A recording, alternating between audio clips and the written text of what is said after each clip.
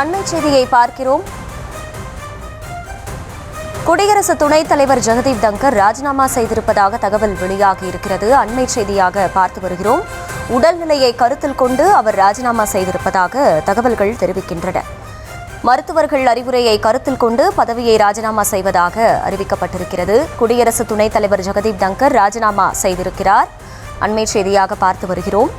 உடல்நிலையை கருத்தில் கொண்டு ஜெகதீப் தங்கர் ராஜினாமா செய்திருப்பதாக தகவல் வெளியாகியுள்ளது. மருத்துவர்களின் அறிவுரையை கருத்தில் கொண்டு பதவியை ராஜினாமா செய்வதாக அறிவிக்கப்பட்டிருக்கிறது. அண்மை செய்தியாக பார்த்து வருகிறோம். குடியரசு துணைத் தலைவர் ஜெகதீப் தங்கர் ராஜினாமா செய்திருக்கிறார். உடல்நிலையை கருத்தில் கொண்டு அவர் ராஜினாமா செய்திருப்பதாக தகவல்கள் வெளியாகியுள்ளன. மருத்துவர்களின் அறிவுரையை கருத்தில் கொண்டு பதவியை ராஜினாமா செய்வதாக அறிவிக்கப்பட்டிருக்கிறது. அண்மை செய்தியாக பார்த்து வருகிறோம்.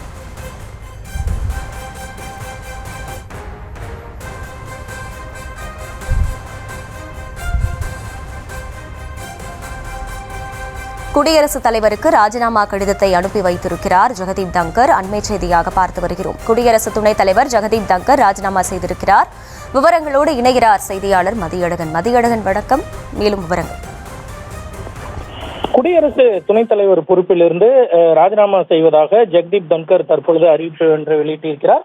இது தொடர்பாக குடியரசு தலைவர் திரௌபதி முர்முக்கு அவர் கடிதம் ஒன்றை எழுதியிருக்கிறார். அந்த கடிதத்தில் தனது உடல்நிலையை கருத்தில் கொண்டும் அதே போல தனக்கு அளிக்கப்பட்ட அந்த மருத்துவர்களினுடைய கருத்தையும் கவனத்தில் கொண்டு தமது பதவியை உடனடியாக ராஜினாமா செய்வதாக அவர் அறிவித்திருக்கிறார். மேலும் தங்களுடன் இணைந்து பணியாற்றியதற்கு நன்றி எனவும், மேலும் அந்த பதவி காலத்தில் மிக இலகுவாக இந்த தாம் இருவரும் பணியாற்றியதாகவும் அந்த கடிதத்தில் அவர் குறிப்பிட்டிருக்கிறார்.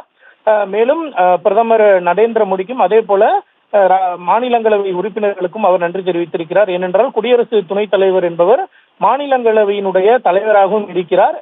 எனவேதான் அவர் மாநிலங்களவை உறுப்பினர்களுக்கும் நன்றி தெரிவித்திருக்கிறார். மேலும் இந்த நாடு மிகுந்த ஒரு வளர்ச்சி அடையக்கூடிய சூழலில் இந்த வளர்ச்சியில் பங்கேற்கும் வகையில் தாமும் பணியாற்றியதற்கு மிகவும் இதனை ஒரு பெருமையாக நினைப்பதாகவும் அவர் குறிப்பிட்டிருக்கிறார். மேலும் இந்த பதவியிலிருந்து வெளியேறும் பொழுது மிகுந்த பெருமையுடன் வெளியேறுவதாகவும் அவர் குறிப்பிட்டிருக்கிறார். மருத்துவ காரணங்களுக்காக மட்டுமே ராஜினாமா செய்வதாகவும் அவர் அறிவித்திருக்கிறார்.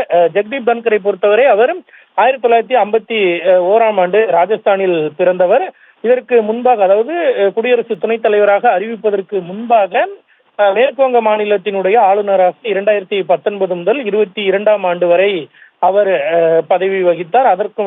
அது மட்டுமில்லாமல் அதற்கு முன்பாக அவர் 1990 முதல் 91 வரை மத்திய அமைச்சராகவும் பணியாற்றியிருக்கிறார். அது மட்டுமில்லாமல் பலமுறை எம்பியாகவும் இருந்திருக்கிறார். அதே போல ராஜஸ்தான் மாநிலத்தினுடைய எம்எல்ஏவாகவும் அவர் இருந்திருக்கிறார். தற்பொழுது அவர் பாரதிய ஜனதா கட்சியில் இருந்தாலும் கூட அதற்கு முன்பாக காங்கிரஸ், ஜனதாதள் உள்ளிட்ட பல்வேறு கட்சிகளிலும் பணியாற்றி இருக்கிறார் ஜெகதீப் தங்கர்.